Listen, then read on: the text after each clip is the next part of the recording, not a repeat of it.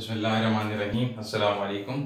Chapter number 8 की most important derivation kinetic energy की हमने इस वाली वीडियो में करनी है। ठीक है, इससे पहले वाली वीडियो में हमने वर्क की टाइप्स, वर्क, एनर्जी, पावर को निपटाया था। इस वीडियो में हमने ये मोस्ट इंपॉर्टेंट, इससे ज़्यादा इंपॉर्टेंट कोई और डेरिवेशन नहीं है। अच्छा, मैं यहाँ पे लिखना भूल गया हूँ, मैं यहाँ पे लिख देता हूँ कि बेसिकली हमने बनाना क्या है। हमने बनाना है के E is equal to 1/2 mv²। अगर आ जाए सवाल पेपर में, लॉन्ग में, किसी के टेस्ट में आ जाए कि ड्राइव के E is equal to 1/2 mv², तब भी ये वाला काम करना है। अगर सवाल आ जाए कि काइनेटिक एनर्जी की derivation by derive the derivation of kinetic energy, तब भी हमने ये वाला पूरा काम करना है। ठीक हो गया, मोस्ट इंपॉर्टेंट सवाल इस चैप्टर से। ठीक है, और पूरी फिजिक्स का भी ये सवाल बहुत बार आया है कि kinetic energy is equal to 1/2 mv² derive करना है। अब ड्राइव करने में तो हमने क्या करना, तुम पहले छोटा सा बता दो भाई काइनेटिक एनर्जी खुद क्या होती है। वो होती है the energy possessed by a body due to virtue of its motion. ये बॉडी रखी हुई जमीन के ऊपर। पोटेंशियल एनर्जी, काइनेटिक एनर्जी में यही फर्क है कि पोटेंशियल एनर्जी में चीज हाइट गेन कर लेती है, काइनेटिक एनर्जी में जमीन पे चीज रखी हुई, मैंने धक्का लगा दिया, उसके अंदर मोशन पैदा हुआ, उसके अंदर मूवमेंट पैदा हुआ, वो काइनेटिक एनर्जी है। और यही चीज पोटेंशियल एनर्जी में क्या बोलूंगा, ये चीज है और इसको मैंने ऊपर की तरफ फेंक दिया है। अब मैंने जो फोर्स लगाई, एनर्जी लगाई, चीज ऊपर की तरफ गई। जैसी चीज ने हाइट गेन कर लिया वो पोटेंशियल एनर्जी कहलाती है, और चीज जमीन के ऊपर रेंग रही है वो काइनेटिक एनर्जी है। डेरिवेशन इसकी यहां से शुरू करोगे तुम, ठीक है, मतलब ये भी लिखोगे और फिर तुम डेरिवेशन की हेडिंग लाके यहां से शुरू करोगे। Suppose a body of mass m, एक बॉडी ले लिया, ये तरीका है डेरिवेशन को शुरू करने का। Suppose a body of mass m is moving with a velocity v, वो मूव कर रही है वेलोसिटी v के साथ, under the action of force, उसके ऊपर फोर्स लगी है। यकीनन बॉडी को ऐसे ही मूव नहीं कर रही, ये बॉडी रखी हुई थी, ठीक है, इसका मास m था, मैंने इसके ऊपर फोर्स लगाई, अब इसने एक वेलोसिटी गेन की, स्पीड गेन की, और अब ये जा रही है। थोड़ी देर के बाद मैंने जो वो फोर्स लगाई थी वो हटा ली। जब मैंने वो फोर्स हटाई तो वो चीज आहिस्ता आहिस्ता जाके रुक गई। ठीक हो गया, और अब बिल्कुल वेलोसिटी उसकी एंड हो गई है। अब एक बात का यहाँ पे ख्याल रखना, वेलोसिटी डिक्रीज हुई, यानी कि धक्का लगाते हुए इनिशियल वेलोसिटी थी, जब धक्का हटा लिया तो इनिशियल वेलोसिटी खत्म हो गई, यानी कि फाइनल वेलोसिटी 0 है। जब भी वेलोसिटी डिक्रीज होती है, याद रखना एक्सेलरेशन मैंने बताया था, एक्सेलरेशन नेगेटिव लेते हैं, और जब भी वेलोसिटी इंक्रीज होती है एक्सेलरेशन पॉजिटिव लेते हैं। यानी बात अभी आगे आएगी, इसलिए मैंने बता दी। ठीक है, अच्छा, velocity decrease when it's come to rest under friction. छोटी सी डायग्राम है, बनाना चाहो बना देना, नहीं बनाना चाहो कोई बात नहीं, कोई इसकी ऑफिशियल डायग्राम नहीं है। ठीक है, मैंने क्या बताने की कोशिश की है, ये एक बॉडी है, उसका मास m है, मैंने इस पे फोर्स लगाई इस तरफ से, थोड़ी देर के बाद यहाँ पे जाके रुक गई है। क्यों? क्योंकि मैंने इसके पास से फोर्स हटा ली है, और इसने जो डिस्टेंस कवर किया है वो हमारे पास है s। ठीक है, अब मैंने थोड़ी सी इंग्लिश और लिखी, if F is the force of friction, अगर मैं ये बोलता हूं कि F फोर्स ऑफ फ्रिक्शन है, और जो S है यानी कि ये चीज, ये वो है कि distance covered by the body before it comes to rest, रुकने तक जो बॉडी ने डिस्टेंस कवर किया था वो S था।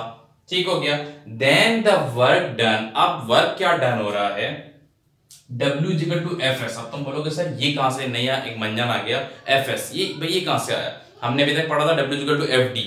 बात को समझना, W equal to Fd, F का मतलब क्या था, फोर्स, D का मतलब जितना डिस्टेंस उसने कवर किया है, यही तो बात हो रही है। W इक्वल टू Fd के बजाय मैं S लिख दूं, कोई फर्क नहीं पड़ता, डिस्टेंस की बात हो रही है ना, डिस्टेंस उसने मतलब कितना कवर किया, सिंपल सी बात हो गई। आगे आ जाओ, W यानी कि वर्क खुद बराबर होता है काइनेटिक एनर्जी के। ठीक है, ये बात अपने जहन में रखना। तो जब ये इसके बराबर होता है तो मैं इसकी जगह पे इसको लिख सकता हूं, इसकी जगह पे इसको लिख सकता हूं। तो मैंने क्या किया, इस वाले W की जगह पे काइनेटिक एनर्जी लिख दिया और F और S को साथ बता दिया, बस। यानी कि ऊपर पे फिर से समझो, वर्क बराबर है फोर्स और S के, यानी कि डिस्टेंस के, और वर्क यहां पर खुद बराबर होता है काइनेटिक एनर्जी की। ये वर्क का फॉर्मूला है, लेकिन वर्क खुद इक्विवेलेंट है, बराबर है काइनेटिक एनर्जी के। तो मैंने काइनेटिक एनर्जी को उठाया और वर्क की जगह पे लिख दिया, बस। बाकी ये वाली चीज मैंने एज इट इज यहां पे उतार दी। ठीक हो गया। अब अच्छा, इसको सेम बिल्कुल एज इट इज, वीडियो को रोकने के बाद तुमने ये पूरा ऐसे ही काम छापना, ये तुम्हारी 7 या 6 नंबर की डेरिवेशन है। मैं फिर कह रहा हूं बहुत इंपॉर्टेंट डेरिवेशन है, इसको नहीं छोड़ना। ठीक है, इसको मैं अभी कंप्लीट करवाता हूं।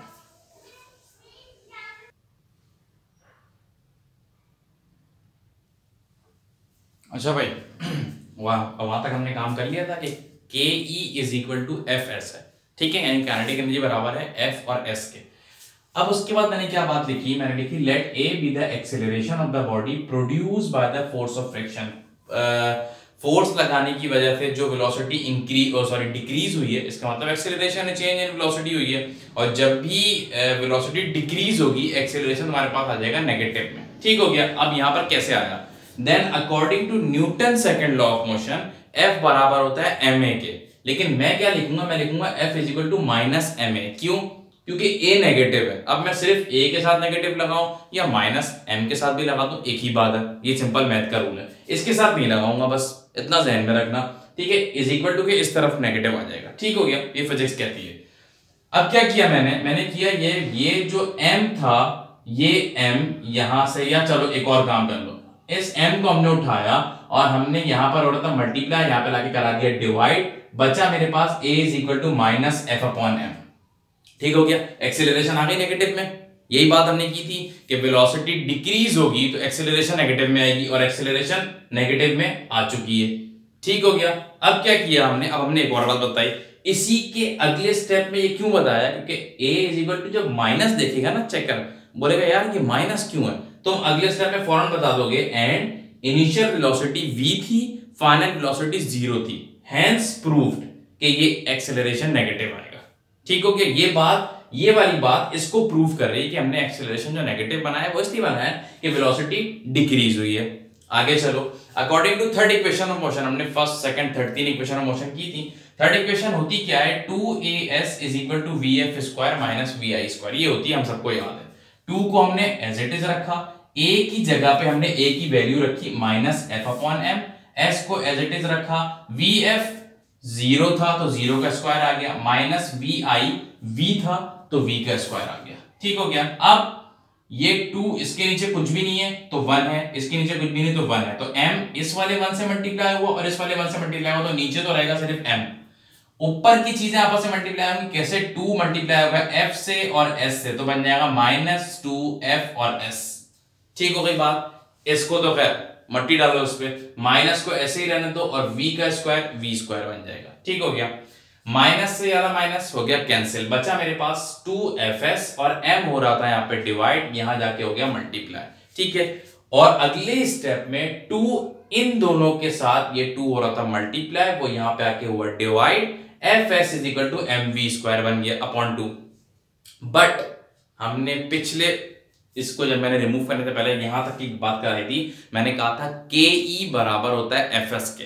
ठीक है। मैंने क्या किया, मैंने बताया यहां पर इस चीज को बताओ भी कि fs बराबर है ke के, तो मैं fs की जगह पर ke लिखूंगा और mv square upon 2 as it is आ गया। और ये लिखो या ये लिखो, बात एक ही है, लेकिन तुमसे रिक्वायर्ड ये मांगी गई है, तो जब ये यहां तक के स्टेप पे पहुंच जाओ तो आंख बंद करके kinetic energy is equal to 1 upon 2 mv square कर दो। ठीक हो गया।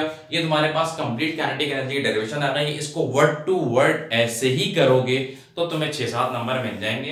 अगर तुम डंडी मारोगे स्टेप्स में तो तुम्हें नंबर उतने नहीं मिलेंगे जितना तुम एक्सपेक्ट कर रहे होगे। ठीक हो गया, क्लियर है। बहुत सारे नोट्स में बहुत छोटे से स्टेप में काइनेटिक एनर्जी बता दिए, लेकिन जितने स्टेप्स तुम खोल के बताओगे तुम्हारे लिए उतनी आसानी है, तुम्हें मार्क्स उतने अच्छे मिलेंगे। ठीक है भाई, ये हमारे पास चैप्टर नंबर 8 ऑलमोस्ट 50% हो गया आज। ठीक है, मैं कोशिश करूंगा कल संडे, कल के दिन मैं इसको कंप्लीट करवा दूं। न्यूमेरिकल इसके बहुत छोटे हैं। ठीक है। अच्छा, एक डेरिवेशन इसमें और रह गई, वो है law of conservation of energy की। वो थोड़ी सी इंपॉर्टेंट डेरिवेशन है, वो मैं करवाना चाहूंगा। ठीक है, वो मैं करवाऊंगा। अगर सिलेबस रिड्यूस होती है होने दो, फिर भी कर लो ताकि तुम्हारे लिए आसानी हो। ठीक है, इसको देखो, इसको आगे तक पहुंचाओ और इसको समझ के करोगे तो तुम्हारे टेस्ट में, पेपर में, प्रीलियम में जो भी होगा उसमें मार्क्स इंशाल्लाह अच्छे आएंगे। ठीक है भाई।